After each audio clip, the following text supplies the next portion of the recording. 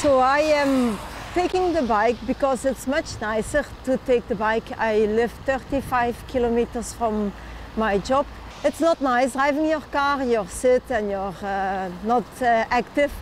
Belgičanka Sabine pedáluje do práce takmer každý deň. Pred rokom si kúpila nový ekobicykel s elektrickým motorom, vďaka ktorému sa jej priemerná rýchlosť blíži k 40 km za hodinu. Tvrdí, že to bola najlepšia investícia v jej živote. Počas hodinovej cesty si zašportuje, vyvetrá hlavu a je to aj jej osobný príspevok v boji proti globálnemu oteplovaniu. It's not only about the money, but also about using as low energy as possible. You do not spoil the environment.